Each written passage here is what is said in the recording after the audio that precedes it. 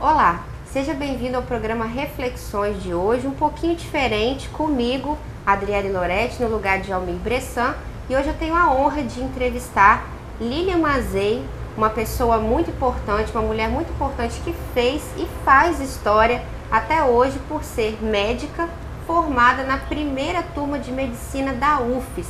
Fez aí muitos partos ao longo da vida, iniciou um caminho no mercado de trabalho, no estudo e na medicina, onde a mulher ainda não tinha o seu espaço. Dona Lilian, obrigada por a senhora receber a gente aqui na sua casa. Conta pra gente como começou esse interesse pela medicina. A senhora estava me contando que desde pequenininha, de criança, já tinha um interesse por essa área, né? O cachorro do meu irmão, que ele gostava de um cachorrinho, sabe? Tratava com todo carinho, mas veio um homem mau, passou com a bicicleta em cima do cachorrinho e abriu aqui, aquele sangue todo. Eu tinha uns 12 anos naquela época. Eu era doida pelo meu irmãozinho que eu criei, né? Então eu falei, não, meu filhinho, não fica triste não, que eu vou tratar do seu cachorro. Pode ir passear, porque ele foi convidado pelo padrinho para passar uns dias de férias na casa dele. Pode ir que eu vou tratar do seu cachorrinho. Ah, mas ele vai morrer. Eu falei, não vai não, você vai ver. Aí, menina, fiquei ali, ó, um mês tratando. Cuidou e o cachorrinho melhorou.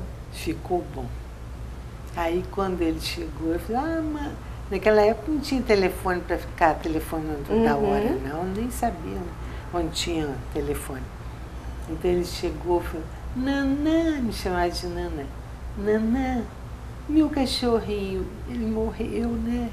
Eu falei, não, meu filho, peraí, vamos ver. Aí fiz sinal pro cachorro ver, chamei, né? O cachorro veio com aquele rabinho, assim, né? A senhora cuidou direitinho dele e ele melhorou. Fiquei, menina, aquele sangue todo que tinha saído aqui. Eu não sei como é que eu fazia aquele conserto. E a história das bonecas? As bonecas, as minhas irmãs tinham raiva, porque eu estragava todas as bonecas, abria aqui para ver o que é que estava fazendo a boneca falar, mamãe, mamãe, quando virava assim, de frente para as costas, aí falava mamãe. Era só assim que tinha aquelas bonecas, né? E aí a senhora abriu a barriguinha ali da boneca para ver o que estava acontecendo. Aí tirava um negocinho de dentro quando a menina chegava. Elas ficavam danadas da vida. Aí elas escondiam um lugar onde eu não achava mais, sabe? E a senhora achava que já estava fazendo um parto da boneca ali? Botava um paninho branco, deitada, né? Falava com o pessoal, que até essa daqui é do hospital, assim. Botava ela no hospital. Fazia de conta que era um hospital, a senhora era médica e as bonecas eram as pacientes, as pacientes, Você imagina, né? Se uma criança faz uma coisa dessa, sem nunca ter feito nada, como é que apareceu isso? Já é um dom, né? Eu ia às vezes ao cinema, a matinê. Papai deixava a gente ir aos domingos, né? Isso, às vezes, a gente via no cinema, né? Alguma coisa de medicina. E eu fui tomando amor por aquelas coisas, né? Até uma injeção, né? Com 8 anos, a senhora aplicou no seu pai? Papai, como foi essa história? Papai, coitado, ficou com febre alta e estava mesmo para morrer. Mas ele tinha uma injeção que ele já tinha trabalhado na farmácia, ele guardou aquilo, né? Então ele falou, eu preciso tomar uma injeção, mas não tinha uma pessoa que aplicasse. Que Vitória, naquela época, era muito pobre. Não tinha médicos, não tinha médico, não tinha ninguém. Ninguém. Se fosse domingo ou feriado, morria. Não podia passar mal no domingo e feriado, né? Aí ele falou comigo, minha filha, eu preciso de você. Eu falei, papai, mas eu sou uma criança. Aí ele falou assim, não, mas vou te ensinar. Eu com 8 anos, ele fez aquele sinal aqui, né? E eu dei injeção, papai. E ele melhorou depois? foi melhorando cada vez mais até ficar bom. E aí depois que a senhora foi crescendo aí com 8, 12 anos de idade, né? Naquela época as meninas eram ensinadas a estudar e a construir família, né? É. Não era incentivada ao estudo. Não, eu era doida para fazer medicina. E papai não deixava eu ir para o Rio, porque naquela época o pai vigiava muito as filhas, né? E você vê se ele mandar eu ir lá para o Rio, no meio de homem e tudo, aí ele não deixou.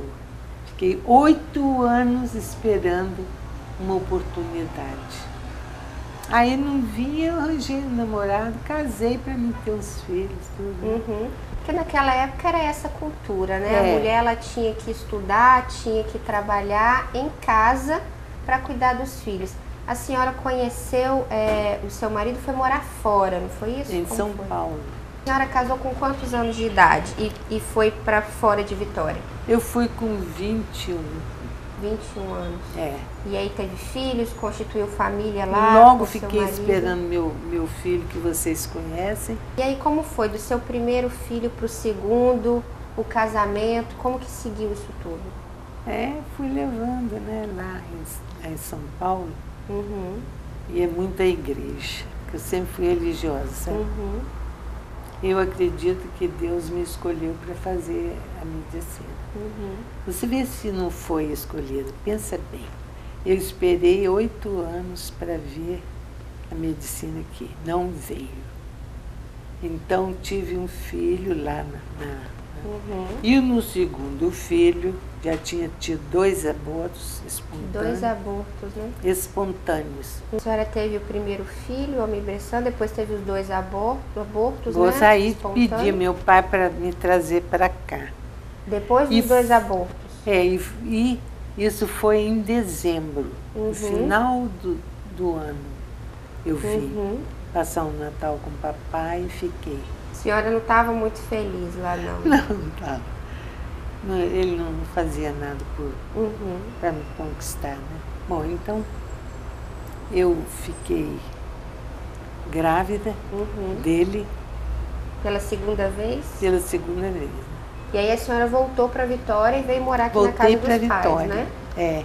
Aí quando eu estava com 4 meses de gravidez, quando cheguei aqui, eu pensei até de perder a criança, já tinha perdido 2, né? Mas o ambiente com papai, mamãe e tudo, me tornei mais alegre. Quando a senhora voltou para cá, para Vitória, ainda grávida, a senhora desde novinha já queria estudar medicina. Voltando para cá, esse sonho voltou a aflorar? Olha bem o que Deus fez para mim. Agora, diga a verdade, se Deus não está com as pessoas que Ele ama. Com certeza. Ele tinha me escolhido, né? Mas não fizeram a faculdade.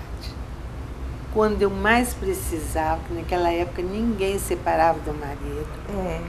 E as amigas, quando me viam, corriam. Não? A senhora sofreu um tipo de preconceito da sociedade por causa da separação? Às vezes eu ia atravessar uma rua, vinha uma amiga, né, naquela direção, quando ela via que era eu, ela pulava para o outro lado. Entendeu? A senhora não era bem aceita na sociedade por conta de ser desquitada. Pois é. Sofri muito com isso. Passou o tempo, né? E a criança foi criando e tal. Papai até mandou fazer uma casa lá em um lugar daí, pra gente passar férias e tudo.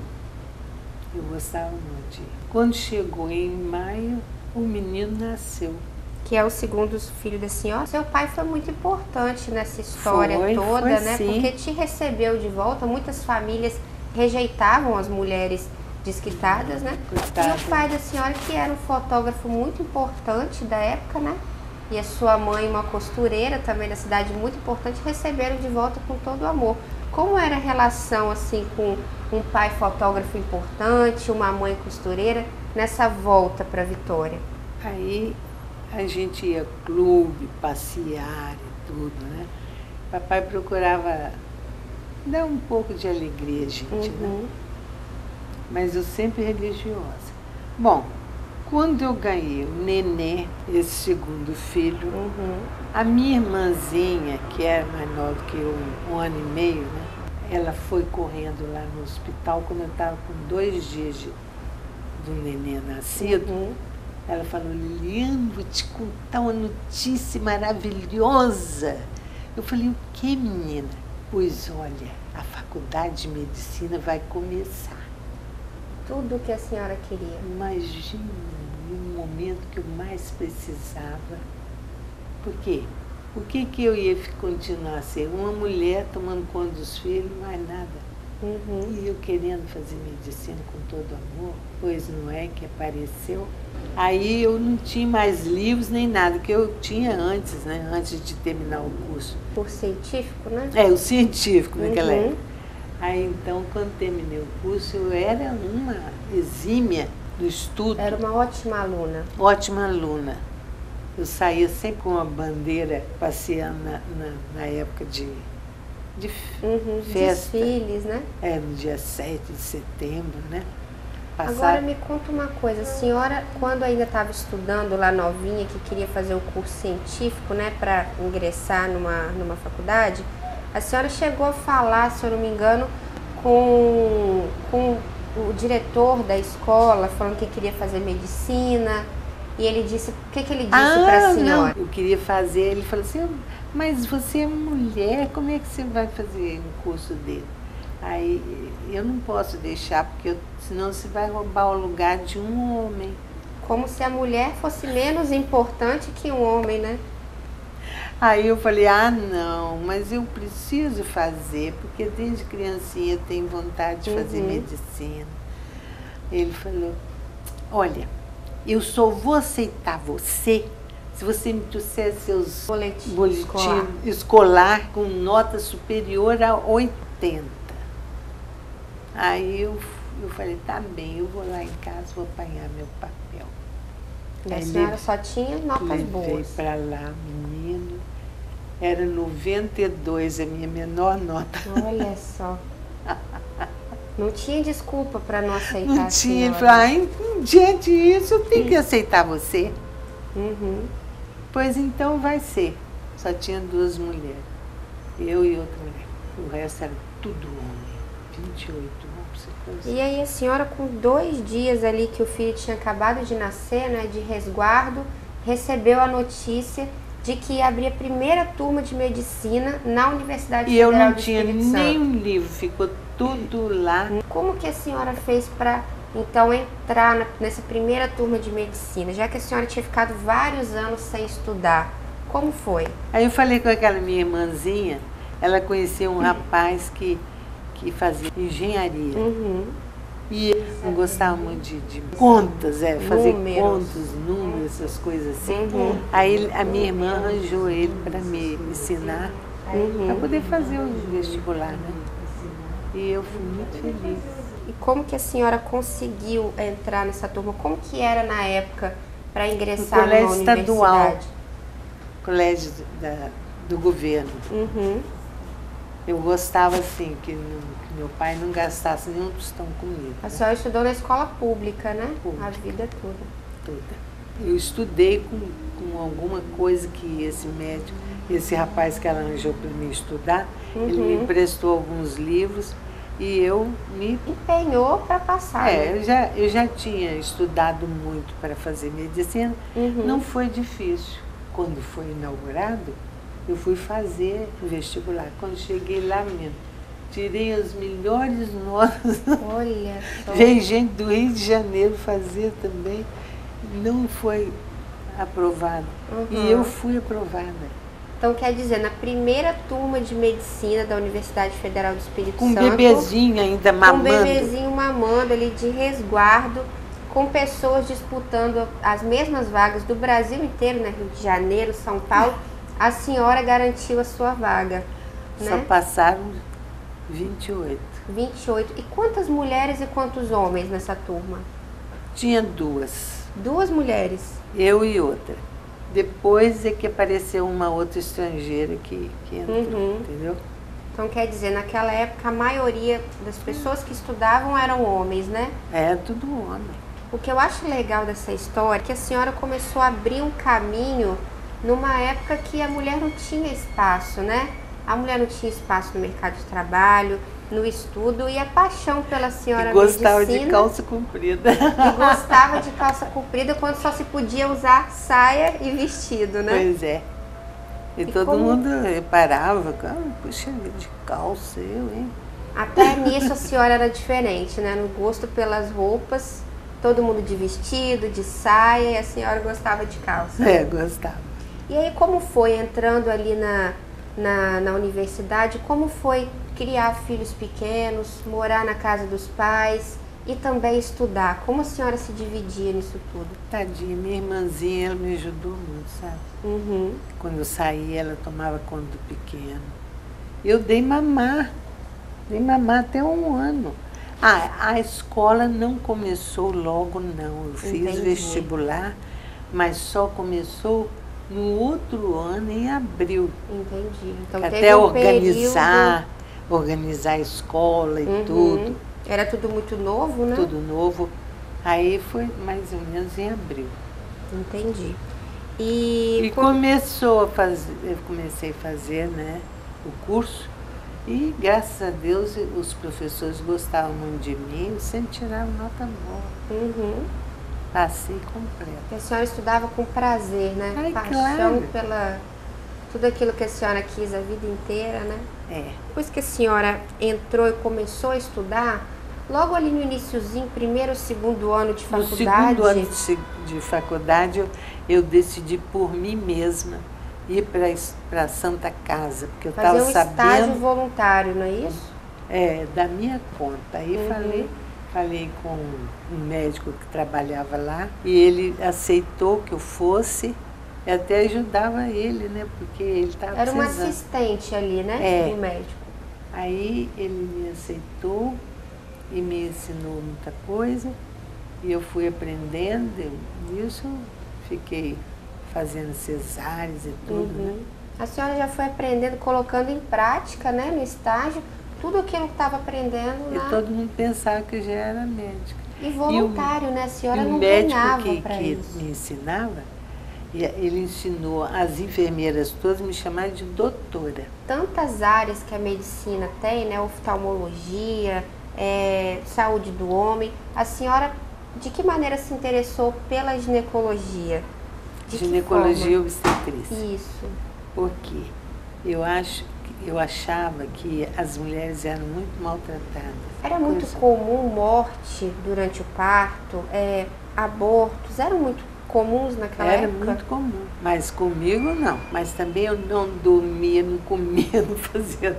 Eu era magrinha. Vivia para o trabalho, né, dona Lili? Como foi a experiência da senhora, então, lá na Santa Casa, dos primeiros partos que a senhora acompanhou e que a senhora fez? Como foi?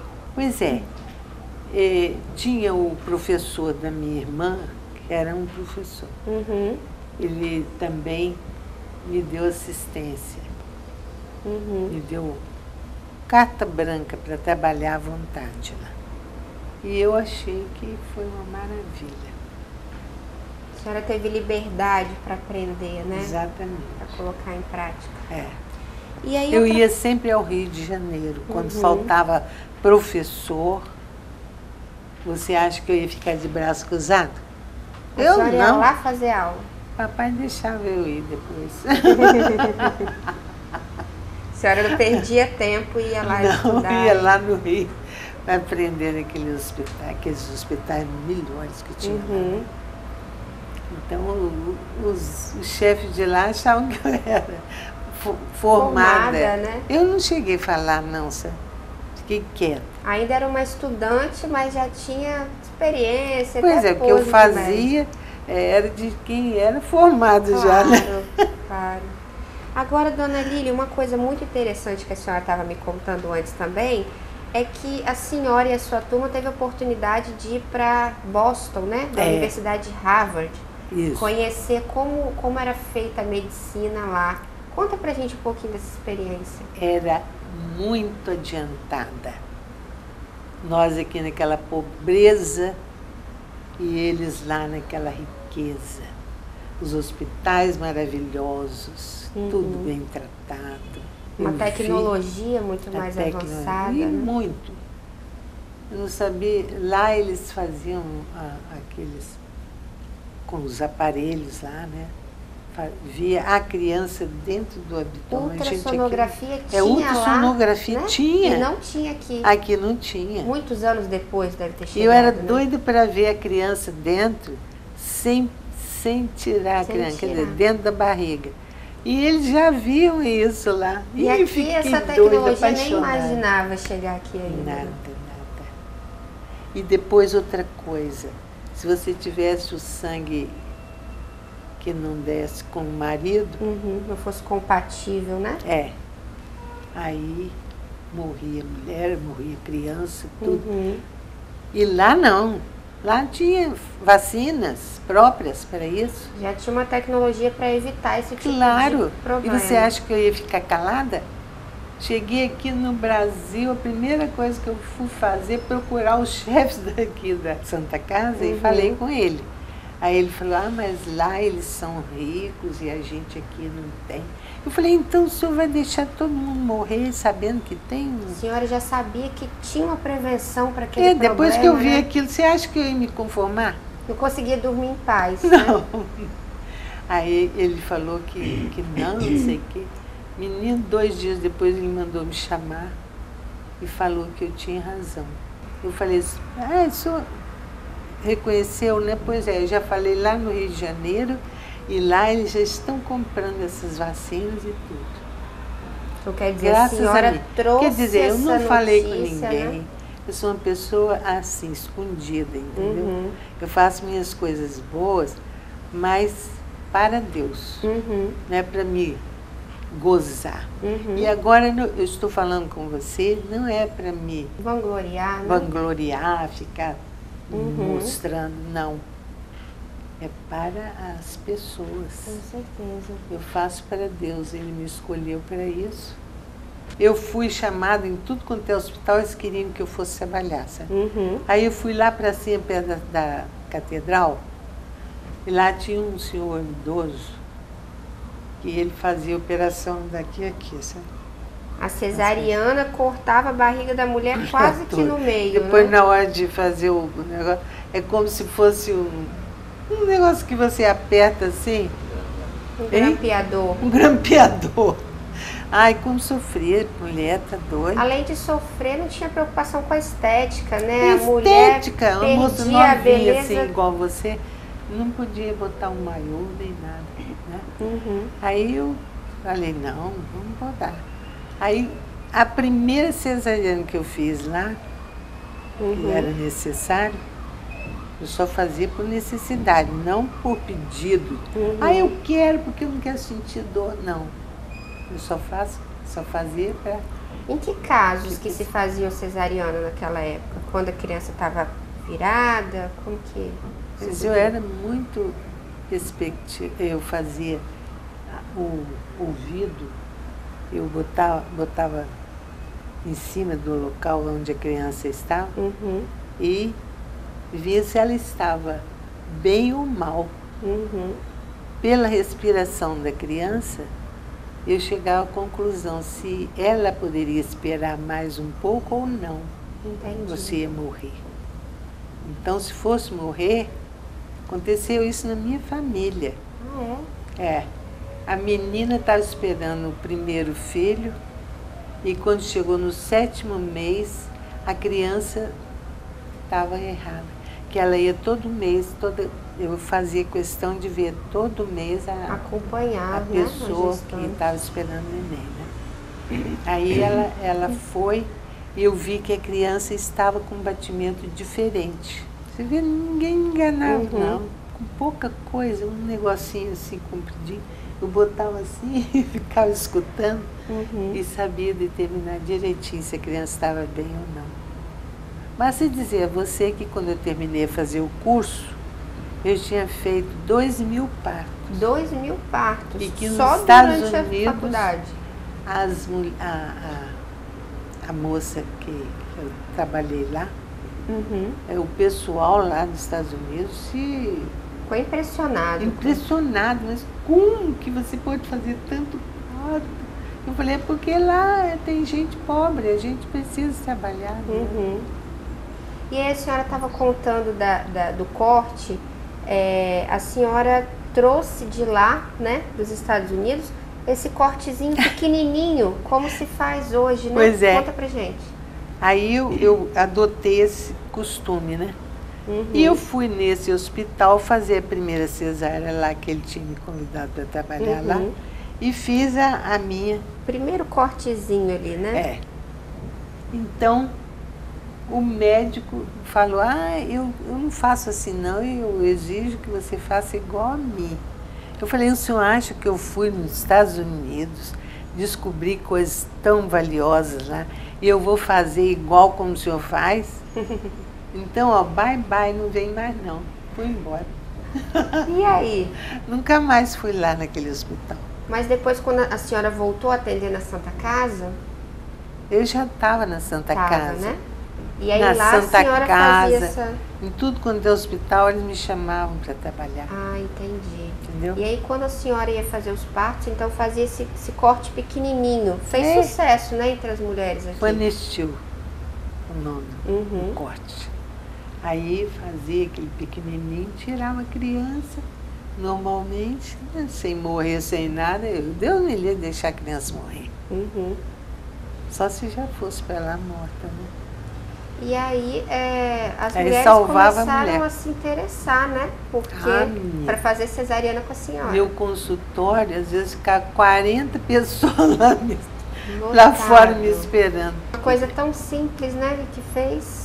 E até hoje eu passo aí na rua, vem uma mulher e fala, oi, doutora, quanto tempo que eu não te vejo? Eu nem lembro de quem é.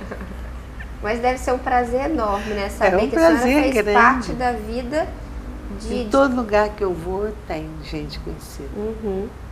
Vou, às vezes, vou ali no banco, né? Chego lá, doutora, eu falei, você me conhece? Conheço, sim, a senhora fez meu parto. Muito bacana. Eu fiquei com um nome bom aí, sabe? Agora, dona Lília, outra coisa... Mas eu não me aposentei logo seguida, não. Eu fui chamada pelos padres lá do Hospital Santa Rita, que eles viram que quando eu estava lá no hospital assistindo a missa, às vezes caía uma pessoa, geralmente mulher, caía assim, passando mal. E eu ia lá atender. Se ninguém me chamar, eu ia, né? Eu até hoje sou assim. Então, dava um jeito na mulher, dava um café e tal, porque dá um mal-estar, né? E os médicos estavam lá vendo aquilo, né? Quando eles terminaram um hospitalzinho que eles fizeram pequenininho, eles me convidaram para ir trabalhar lá. Sabe quantos anos tem isso? Eu trabalhei até agora lá. Como voluntária. E a senhora já está com 83 anos, né? Pois e ainda trabalhando como voluntária. Foi esse ano que eu deixei, esse ano, né, que passou agora, que eu deixei, que começou o negócio da vista. Aí eu pensei que eu ia voltar, mas não deu para voltar, não.